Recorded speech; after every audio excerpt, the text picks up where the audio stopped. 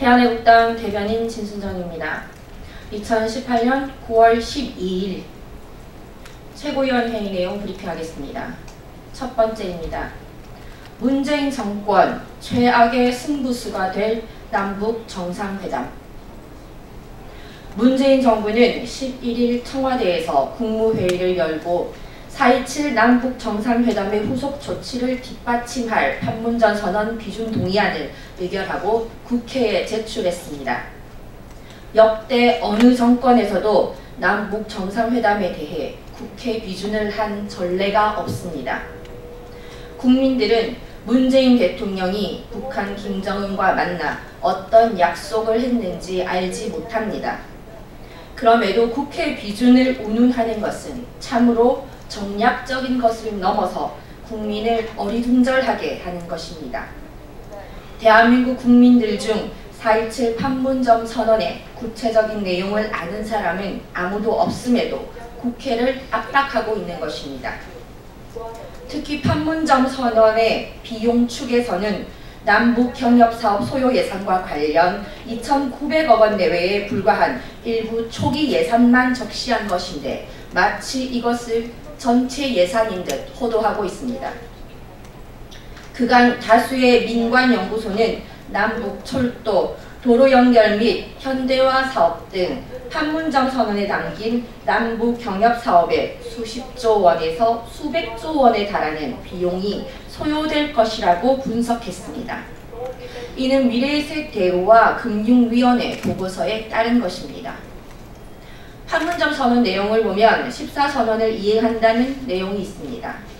14선언 이후에 많은 전문가들이 예상을 했었는데 그 예상치는 150조에서 200조 원 정도입니다. 거기에 더해 여러 가지 제안을 한 것 같습니다. 그런데 초기 예산 2,900억 원만 국회에 제출해서 국민들을 눈가림으로 속이려고 하고 있습니다. 전체 예산은 몇백조가 될 예정인데 이런 식으로 국민들을 우롱하고 있는 것은 참으로 좌파 정권답습니다. 이것도 부족해서 문재인 정부의 임종석 비서실장은 지난 10일 문희상 국회의장 등 국회의장단과 여야 5당 대표에게 평양 남북 정상회담에 함께 가자고 일방적으로 제안했습니다. 대한민국은 삼권 분립 국가임에도 불구하고 일개의 대통령 비서실장이라는 사람이 국회의장단과 여야 대표에게 일방적으로 평양 회담에 가자고 하는 것은 잘못된 것입니다. 청와대의 오만과 독선이 어느 정도인지 알 수 있습니다. 국회와 야당을 북한 김정은에게 바칠 진상품, 전리품 정도로 생각하고 있습니다. 대한민국의 삼권 분립이 무너지고 있습니다. 심지어 문재인 대통령은 어제 11일 국무회의에서 한 발 더 나아가 평양 남북 정상회담에 국회가 동반 방북을 거절한 것에 대해서 중차대한 민족사적 대의 앞에서 제발 당리당략을 거두어 주길 바란다는 거침없는 발언을 했습니다. 여당 원내대표인 홍영표 의원도 보수 야당은 졸속이라고 반대 중인데 정말 상식적으로 이해되지 않는 주장과 행보라고 말했습니다. 많은 대한민국 국민들은 이들의 언행을 이해할 수 없는 행동으로 보고 있습니다.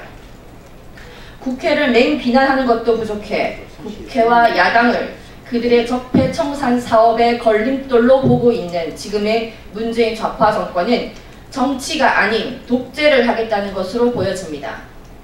문재인 정부 들어 경제도 실종됐고 교육도 실종됐지만 정치는 아예 실종이라는 말이 무색할 정도로 사라져버렸습니다. 모든 것이 추락하고 있는 시점에 평양 정상회담은 문재인 정부의 최악의 승부수가 될 것으로 보여집니다. 다음입니다. 내로남불에 빠진 문재인 정부.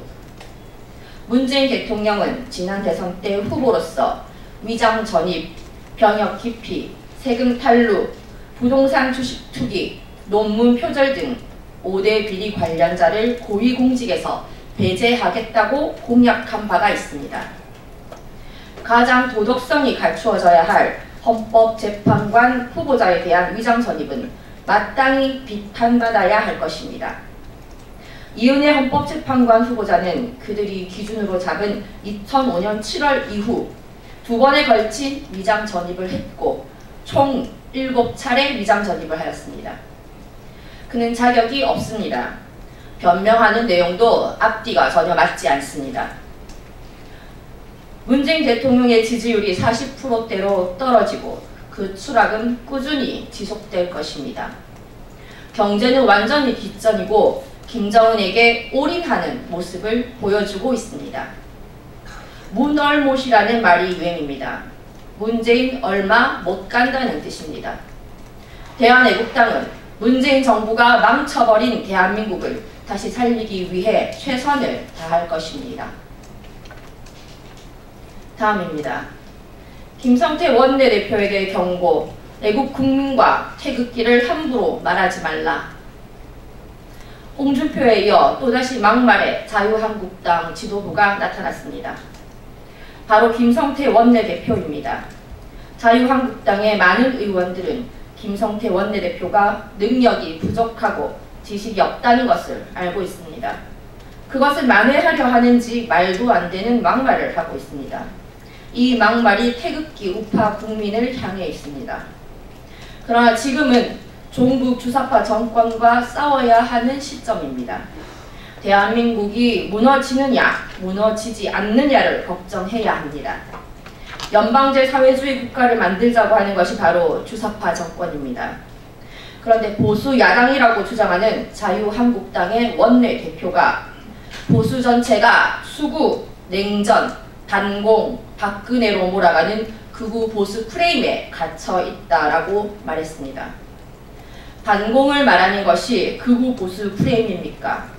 대한민국을 살리기 위해서 적화시키고자 하는 김정은 3대 세습 정권과 싸워야 합니다. 지금 대한민국은 체제 전쟁을 하고 있는데 반공을 극우 보수 프레임으로 몰고 가는 김성태 원내대표는 극우라는 개념을 알고나 있는지 궁금할 따름입니다. 김성태 원내대표는 지금 대한민국 안보의 위기 상황을 알고 있습니까? 박근혜 대통령 불법 탄핵에 대해 2년에 걸쳐 태극기를 든 국민들을 폄훼하면서 박근혜 대통령 등 뒤에서 칼 꽂은 배신자다운 말을 하고 있습니다. 그렇기 때문에 자유한국당은 더 이상 보수 정당이 아닙니다. 박근혜 대통령을 배신하고 등 뒤에 칼을 꽂고 탄핵시킨 그 시점부터 자유한국당은 보수 정당의 개념을 버린 것입니다. 특히 홍준표 전 대표가 본인의 세력을 늘리기 위해 김무성 의원, 김성태 원내대표와 같은 배신자들을 복당시킴으로써 자유한국당은 더 이상 기대할 것이 없는 정당이 되어버렸습니다.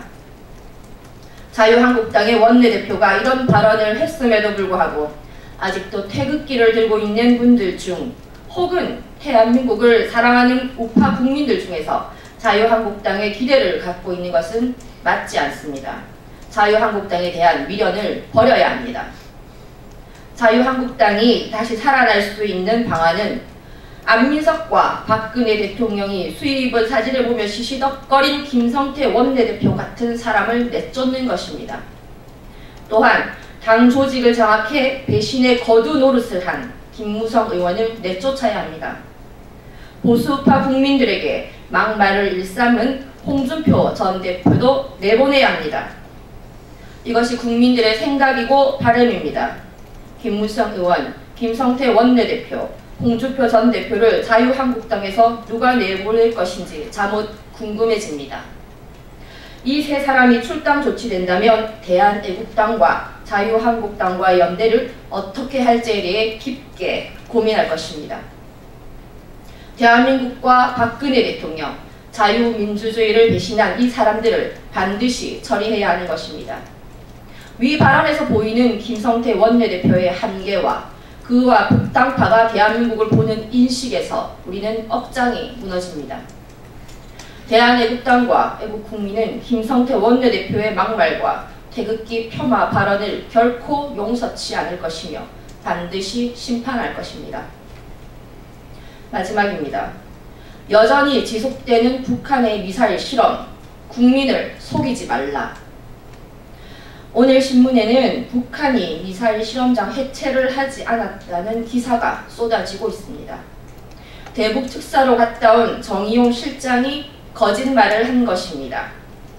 언론은 대북 특사로 김정은을 만나고 온 정의용 청와대 국가안보실장이 풍계리 핵실험장과 동창리 미사일 엔진 실험장을 사실상 폐기했는데 이는 매우 실질적이고 의미 있는 조치들이라고 말한 것을 인용한 후에 그러나 북한은 SLBM 관련 시설과 한때 장거리 탄도미사일을 발사하고 로켓 엔진 실험을 하던 곳을 그대로 놔둔 사실이 이번 위성 사진을 통해 확인됐다고 지적했습니다.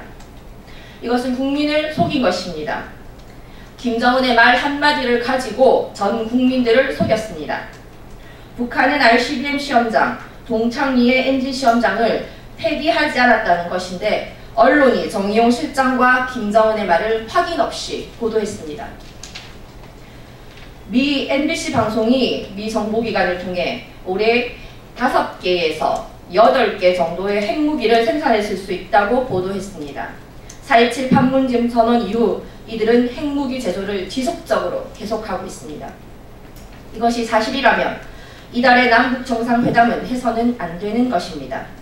이 부분에 대해서 명확하게 문재인 정권의 입장이 나와야 합니다. 만약 핵시험장에서 핵무기 제조를 올해 5개에서 8개 정도 했고 미사일 시험장 완전 해체를 하지 않은 상태에서 남북이 만난다면 과연 무슨 이야기를 하겠습니까? 비핵화 문제는 한 발짝도 진행이 안 되었다는 것입니다. 남북이 만나서 김정은의 거짓말을 문재인 대통령이 듣고 국민들에게 홍보를 하겠다는 것입니까? 이 문제는 심각한 문제이기 때문에 이 두 가지 상황들이 정확하게 국민들에게 설득되지 않으면 남북 정상회담은 거짓입니다. 이것은 엄연히 미국의 정보기관을 통해 발표된 것입니다.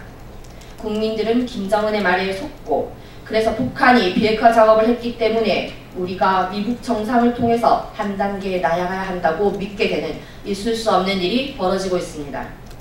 이 문제는 남북 정상회담 전에 국민들이 이해하지 못한 상태로 평양을 가면 절대적으로 엄청난 국민들의 저항이 있을 것입니다. 문재인 정권은 미국 정부의 이 상황을 확인을 하고 공개를 하는 것이 맞습니다. 2018년 9월 12일 대한애국당 대변인실에서 말씀드렸습니다.